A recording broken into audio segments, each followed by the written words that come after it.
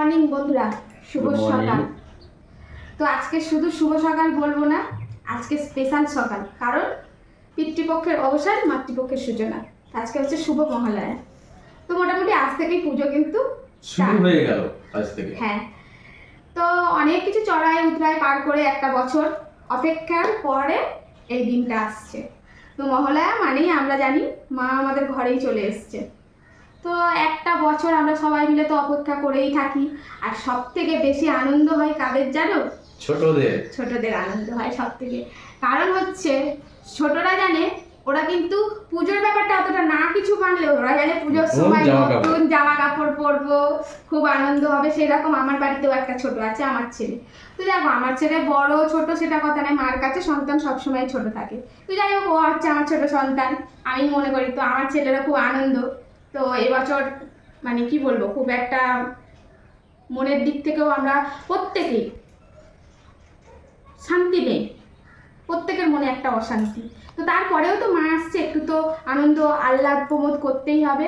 তো ছেলেকে এখনো কিছু দিইনি, দেখা যাক, হয়তো নাও দিতে পারি। যাই হোক, আনন্দটাই বড় কথা হচ্ছে যে মা আসছে বা মা এসে গেছে, রওনা দিয়েছে। হ্যাঁ, মা কৈলাস থেকে রওনা দিয়েছে। আস্তে আস্তে একটু সময় লাগবে, আর 6-7 দিনের মধ্যে এসেই যাবে। আর আজকে তো অনেক বন্ধুরা গিয়েছিল হয়তো তাদের বাবা মার উদ্দেশ্যে তর্পণ করতে। তো আজকে হচ্ছে এই তর্পণটা করা হয় যারা আমাদের পিতৃপুরুষদের উদ্দেশ্যে, তারা যেন পরলোক যারা গমন করেছে তারা ভালো থাকুক, এই উদ্দেশ্যেই হয়তো করা। তো আমি অতটা নাও জানলে যেটুকু শুনেছি এটাই। তো যাই হোক বন্ধুরা, তো সবাইকেই আমিও জানিয়ে দিচ্ছি আজ থেকে পুজোর অগ্রিম শুভেচ্ছা।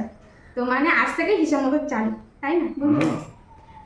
এই তো সকাল সকাল উঠে আমরাও সেরকম স্নান টান করে একদম ঘর দোর পরিষ্কার করেছি। তবে আমাদেরও একটু চল আছে যে এই মহালয়ার দিনকে আমাদের ঘর দোর না একটু পরিষ্কার পরিচ্ছন্ন করে নিতে হয়।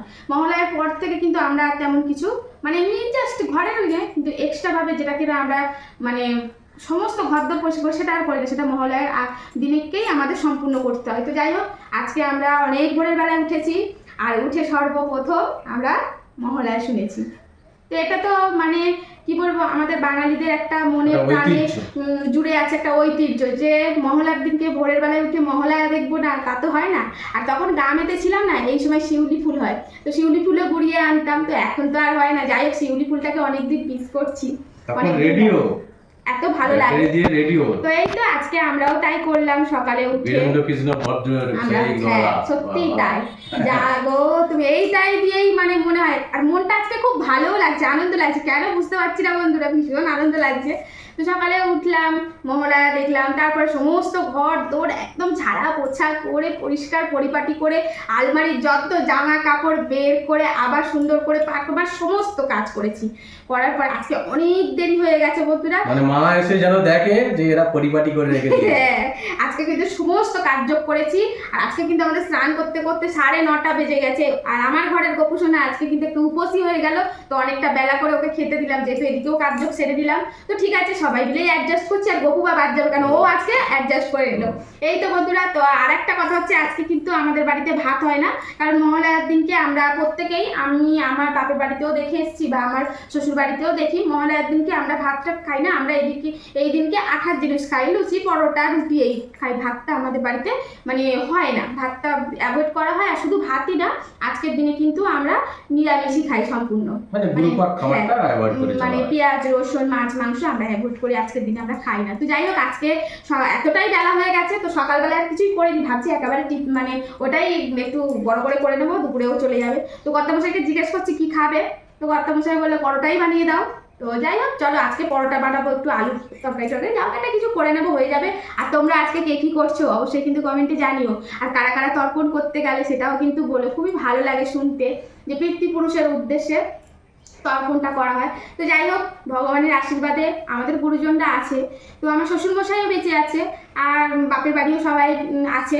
তো শুধু মানে যাওয়া যিনি চলে গেছেন সে হচ্ছে আমার শাশুড়ি মা, ওর মা নেই, বাবা আছে। তো অনেকেই বলে যে বাবা যতক্ষণ থাকে ততক্ষণ তর্পণ করা যায় না, তো ওই জন্য আমার বর্মশাই আর তর্পণ করতে যায়নি। তো চলো বন্ধুরা, অনেকটা গল্প করে ফেলাম, আজকে মনটা ভীষণ খুশি। আর প্রত্যেককে বলবো, মা এসে গেছে বা চলে আসছে, ঘরের মেয়ে ঘরে আসছে, ওই জন্য কষ্ট দুঃখ ভুলে গিয়ে আহ্বান আহ্বান করি সবাই মিলে হাসি যেন ঠাট্টা সবাইকে করে ভালো এই রাখে। পুজো কটা দিন কাটিয়ে দিতে পারি। আর সবাই যেন আমরা মনে করি যে সবাই ভালো থাকি, সুস্থ থাকি। মাকে সবসময় এটাই বলবো যে মা তুমি যেখানে এসছো ধরাধামে বা আসছো সব কিছুই দূর করে দাও, সব কিছুই, এত কিছু। আর সত্যিই অসুরবধ আজকে যেটা দেখলাম, তো এই যে মানুষরূপী যে সমস্ত অসুরগুলো আজকে এই পরিস্থিতির মধ্যে, আমি প্রত্যেকটা নারী তাই ভাবছি মা এই সমস্ত অসুরগুলো কবে বধ হবে? তুমি পারলে এই অসুরকে আগে বধ করো, আর তো নেওয়া যাচ্ছে না। যাই হোক, নিশ্চয়ই বলতে হবে, গেলে নিশ্চয়ই অনেক হবে। বড় হয়ে যায় বন্ধুরা। তো সবাইকেই বলবো আবারও শুভ মহালয়া। তো চলো আবার দেখা হচ্ছে পরবর্তীতে, এখন আসি, টাটা।